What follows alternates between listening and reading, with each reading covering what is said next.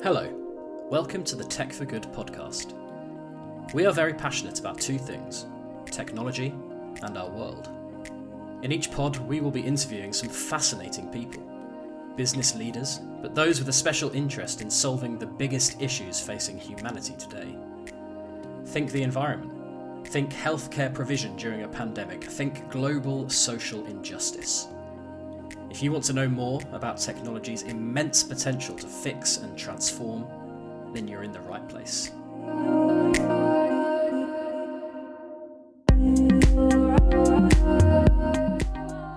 In this episode, I speak to Helen Marsden. Helen is co-founder and director of Medichecks, a health tech firm which offers remote blood testing and associated digital services. Medichecks is part of a burgeoning ecosystem of healthcare companies embracing online provision. In the interview, Helen and I discuss putting data at the centre of health, plus I get her thoughts on the future of virtual consultation and hybrid care. But first, I ask Helen which areas of the industry she believes are being most positively impacted by technology. I think that if I look at the three areas which I think are where it's having massive impact, first of all, it's accessibility. You know, it's so much easier now to get appointments with doctors online, get prescriptions online. You can get help and advice for whatever sort of problem that you might have in terms of whether it's weight loss or managing a condition through tailored programs which are easily accessible online. And obviously what we do, which is providing blood tests online. And I think all this drives a lot more personal responsibility and engagement because you're giving people information. So we know there's a huge cost to the NHS, for example, in a lot of preventable lifestyle diseases like diabetes, cardiovascular disease, obesity, liver disease.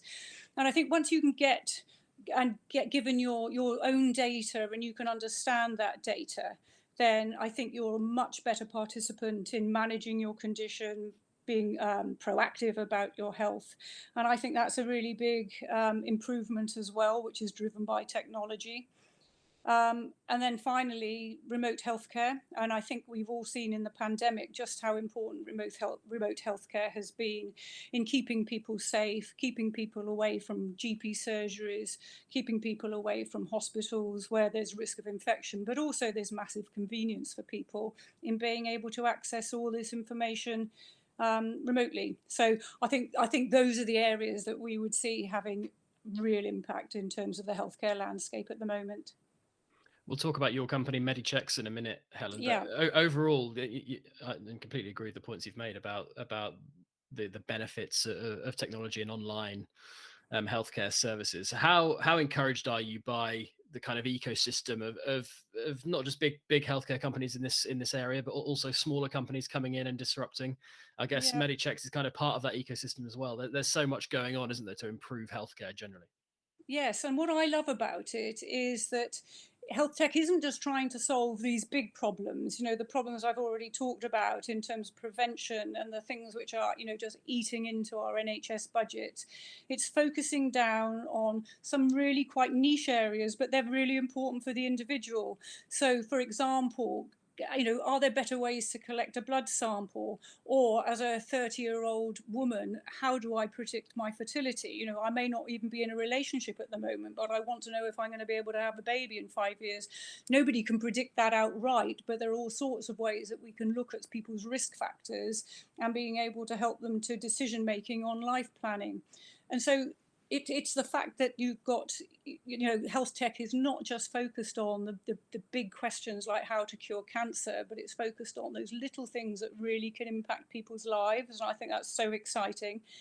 And I think the key to all this is that health tech is also really focused on communication, not just how to communicate to consumers. And we spend a lot of time thinking about that, but also how can practitioners join up healthcare and communicate better between themselves to deliver better patient outcomes. And I love the fact there are, you know, apps like Panda around which are really helping clinicians talk to each other that improve the outcome for patients every day. So I think there's lots and lots going on. I think it is the most exciting area at the moment. And as I say, it's not just solving the big problems. It's really, you know, looking at the little things that sometimes make people's lives a misery and improving those. So it's very exciting. And you mentioned data earlier, Helen. Yeah. How much does data kind of underpin this transformation that we're going through, and how much is it kind of central to that ecosystem that we're talking about? I think it's massive. We've heard earlier this week about how AI and data and interpretation of brain scans is going to help diagnose dementia within a day as opposed to the months that it can already take. And if I look at the rich data that we're already collecting in Medichecks about our customers, before they have a test, we're asking them to fill in questionnaires about their diet, their sleep, their stress levels, all those things. And then we can tie that into the data that we get out in terms of what their blood test results have been. We use that in so many different ways. We can advise on what sort of behavior, what sort of diet is going to deliver the outcomes that people want and expect when they want to be proactive about their health. Just one way that we use it every January, in the heart of Veganuary, when, I don't know, huge numbers of people now are adopting vegan diets, but we have a cohort of customers who we know are vegan. And every year we test their results and we compare that data compared with the people who don't eat a vegan diet. And what we see consistently is, lower blood sugar, lower cholesterol, lower inflammation markers amongst that vegan cohort. So, what can we say to people if they're saying, actually, I want to know what behaviors, what lifestyle changes I can make in order to improve my blood sugar levels, for example. We can point to that data and we can point them in the right direction and give them tools that they can use to actually positively make change to their lifestyle and their health. I'm not saying we advocate vegan diets for everybody, but the data is the data. We can show people what it says, and we can let them make their own conclusions about what they'd like to do with their lifestyle. Exactly, and all you can do, that's it, isn't it, Helen? All you can do is present that data and lead to more kind of informed decisions. That's ultimately the point of Exactly, point and of that's what data. it's all about, information, isn't it? Yeah. It's joining the dots. And even a company like ours, we have so many dots we can join.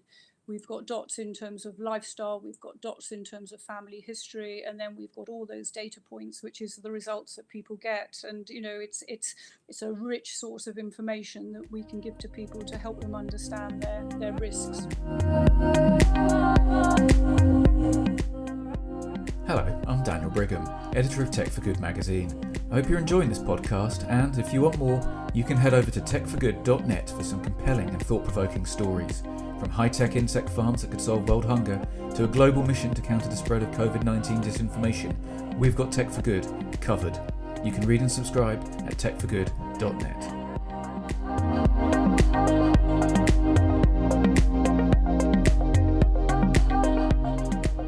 Great stuff, Helen. Right, let's tell the listener about your company. What does Medichecks do? Okay, well, might have got a hint. So we are experts in remote blood testing. We started 20 years ago by a colleague of mine really taking a laboratory testing catalogue and putting it online and seeing what would happen. So it was a real experiment. And I got involved in the business because I was always really, really interested in health. And I bought Medichecks through a family business because I wanted to be able to offer blood testing direct to consumers.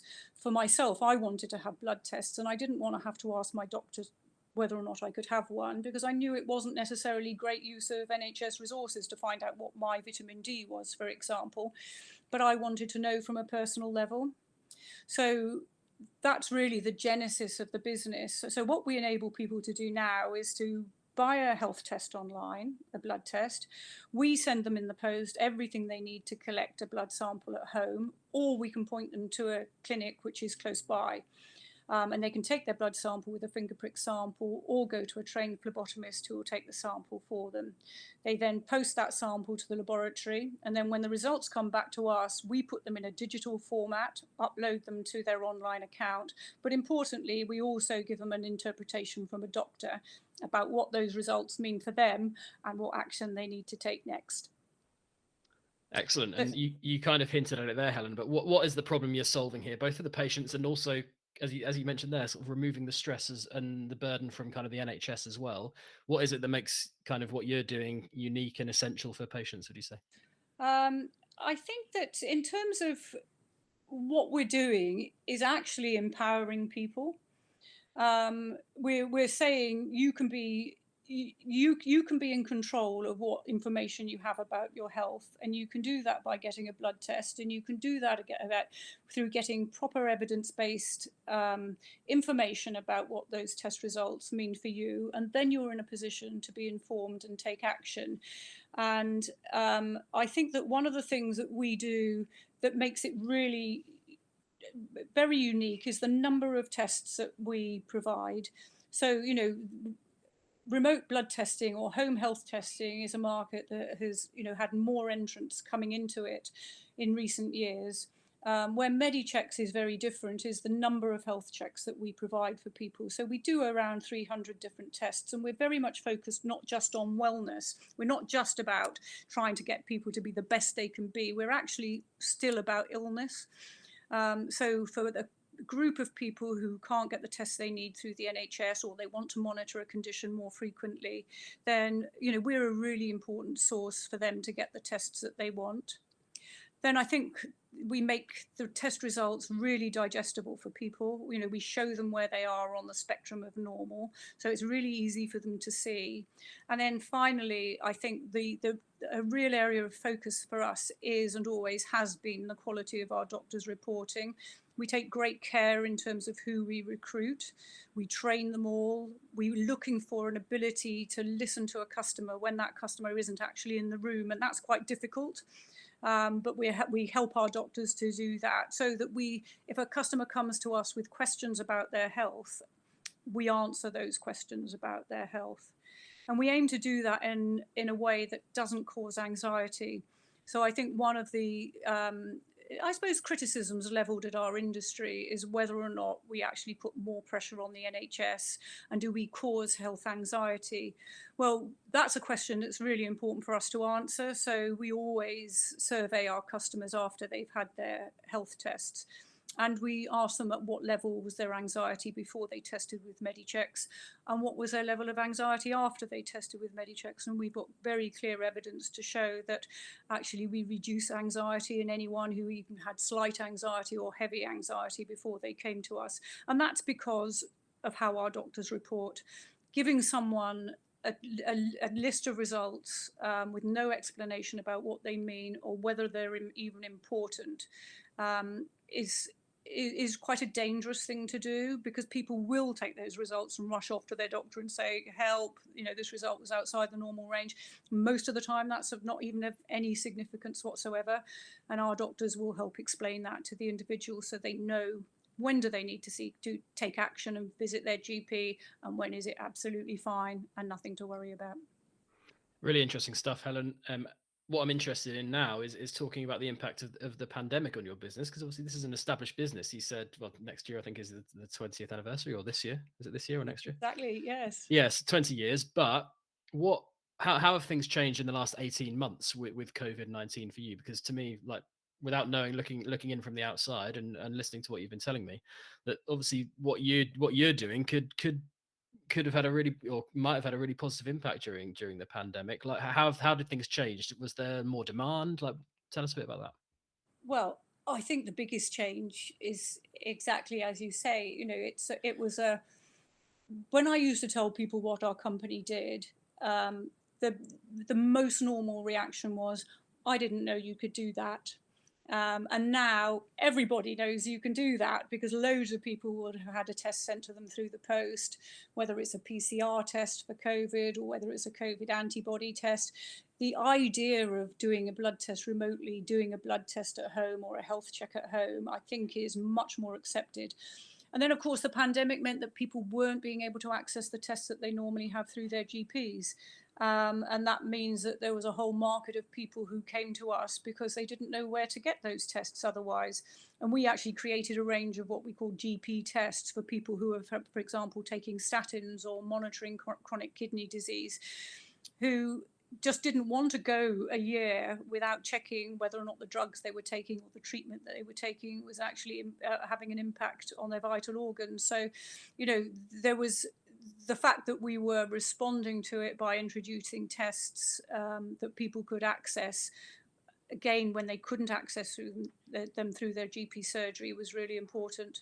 And I think the other thing is that it opened not just consumers' eyes, it opened up the eyes in the NHS about what actually could be done through remote testing, because the normal practice of sending someone to the GP for a blood test or into a hospital department for a blood test, all of a sudden wasn't just a lack of convenience for the customer or the patient, but it was actually not even necessarily safe for the patient in many situations. So the idea that you can do these things remotely has meant that actually, we've been helping the NHS through antibody testing. We worked with an NHS hospital to monitor cancer markers for a cohort that was really vulnerable, and they didn't want to be bringing into hospital, but nonetheless, those cancer tests were really important. So for us, I think it's broadened our market, not just to consumers who are much more familiar with the concept, and I suppose helping put that concept on the radar for a lot of people, but it's also put us on the radar for the NHS, and we feel that that's really important for us in the future. Do you want to keep up to date with the latest in enterprise, technology, and digital transformation? Visit digitalbulletin.com for news, long reads, thought leadership, and so much more. That's digitalbulletin.com.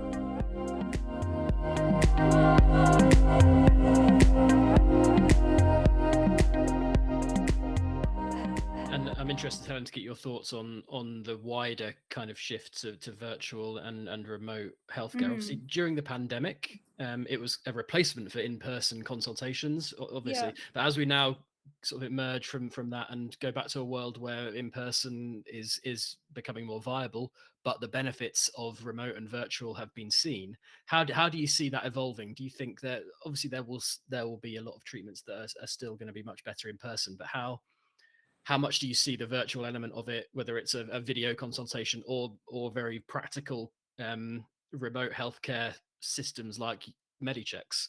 How do you see it evolving over the next 5-10 years?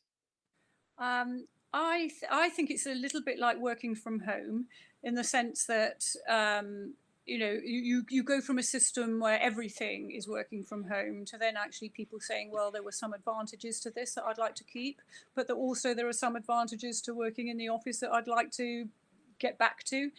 And I think that particularly as regards remote consultations, there will be a hybrid model developed, whereby maybe a remote consultation will work as a way of triaging someone into whether or not they need to actually physically be seen. And that will be a really positive thing, because it will be better for productivity, and it will also be a lot better from an individual's convenience. I think for too long we've had people turning up because they can't get any form of consultation, turning up to A&E with, probably conditions which are quite trivial and shouldn't be there. And I think a remote consultation, just the ability to ask those questions, will probably provide the reassurance to stop people doing that. So I like to think we'll end up with a hybrid model. But I think in other cases, especially remote healthcare from the point of view of monitoring and managing chronic or acute conditions for people in their homes, I'm hoping that becomes a much larger part of the normal care pathway in future.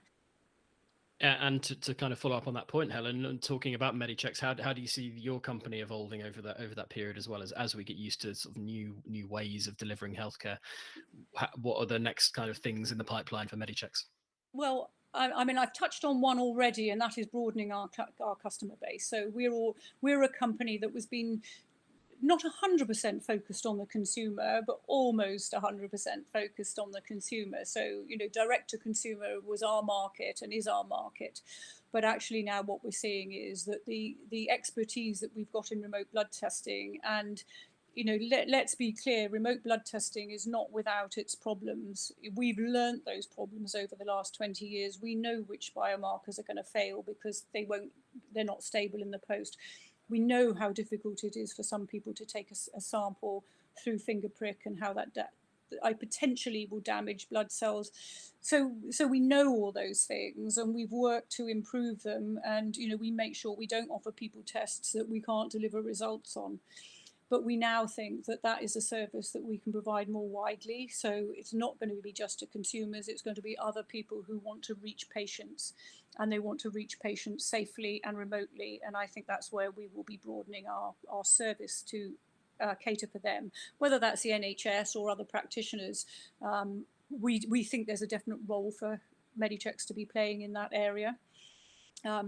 We think also that, you know, the health tech world now is becoming so diverse, and as I talked about, some of the niche players out there providing very specialist services, and these are services we think our customers will benefit from.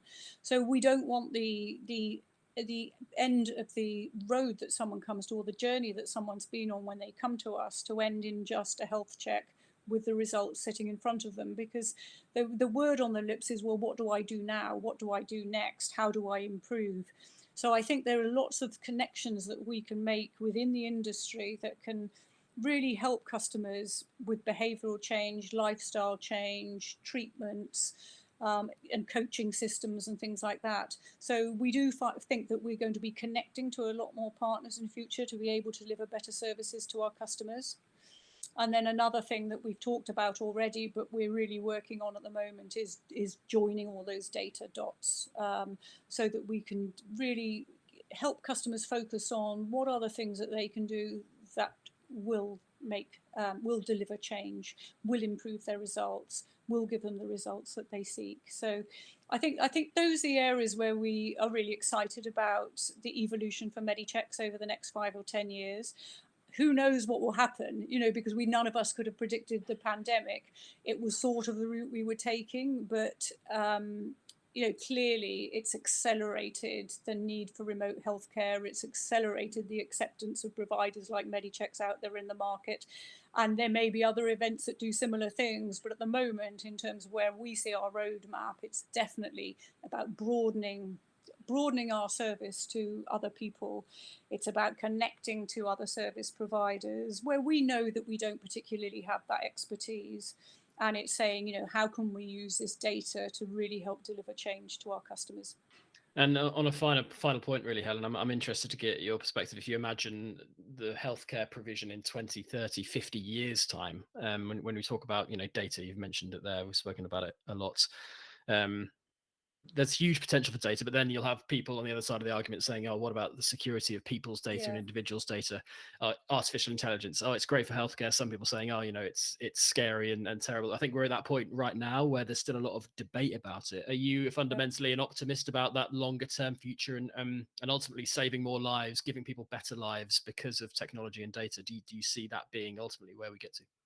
Yes, and I know exactly what you're saying about people's worry about data being used in the wrong way. But I do think that data used in the right way can be a real force for good in healthcare. And I think it would be a real shame if it wasn't utilised in that way. Because, you know, I'm not saying at all that humans and doctors and are not going to be part of the future of healthcare, but there is a role for data that I think is really important and that we shouldn't neglect. And I think the key for companies like us is to make sure we get all those consents right at the heart, so people know what's happening to their data. They know we're not sharing it with third parties. They know how it's going to be used. And I think that will give them confidence and the ability to opt out if they don't want their data to be used that way. But I do feel that data will be really, really important in delivering change in future. And I'm a real optimist, actually, when it comes to improving healthcare standards. And the thing that drives my optimism is the fact that I really feel there's been a shift, and that now the consumer or the patient is at the heart of change. And I think that, you know, for me, starting this business, you know, it was because I wanted the data. I didn't want to not know what my vitamin D was, and I wanted to know where it was on the spectrum, and I didn't want to be told by someone it's fine, it's normal, because I didn't know what normal was. And I wanted to be able to say, well, I know what my vitamin D is, and I know if I take supplements what it's going to be, and if I go in the sun it's going to go lower, and I know if I follow a vegan diet I need to keep an eye on my vitamin B12, and I want to have a way in that I can do that. And the fact that you can own your data and you own your condition, be part of your care, and getting the information that you can digest really easily with advice on how to action it is a real way to get engagement and to improve health outcomes for everybody. So I'm a strong believer that it's how we communicate and how we allow people to be really responsible for their own health is so important. And I think that will be the thing that drives change. And if you give people the information, then there's plenty of evidence that show that they take more action, they stick to the pathways that they've been given for help. And without that data, you're acting blind. And I think motivation goes out of the window in those circumstances. That was the Tech for Good podcast. Listen, subscribe, and rate us on Spotify, Apple Podcasts, and Stitcher.